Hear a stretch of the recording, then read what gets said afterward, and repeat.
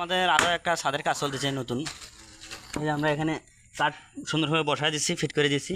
ওই যে এখন সুন্দরভাবে লোহা মারতেছি, দেখেন কত সুন্দর করে। এটা আর একটা ছাদ, 2 দিন আগে একটা ছাদ করলাম, আবার আর একটা নতুন কাজ একটা পাচ্ছি আমি পীরগঞ্জ থানায়, সেখানে কাজ করতেছি ইনশাল্লাহ।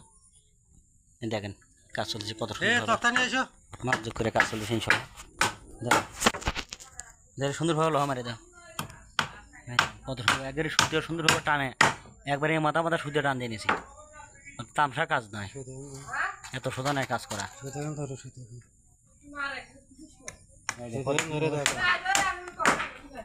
এই দেন এই যে সুতোটা, এই দেখো কত সুন্দর করে সুতো ধরে।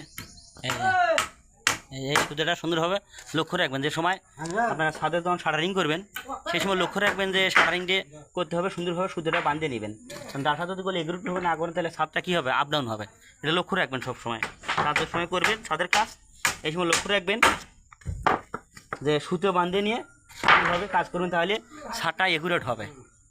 দেখেন এটা আবার আর একটা নতুন বাড়ির কাজ চলেছে আমার, দেখেন কত সুন্দর কাজ চলছে। সুন্দরভাবে লোহা মেরে দাও। এই ভালো থাকবেন, বেশি বেশি আমার জন্য দোয়া করবেন, সামনে আরও আমি এগিয়ে যেতে পারি। আল্লাহ হাফেজ, ধন্যবাদ।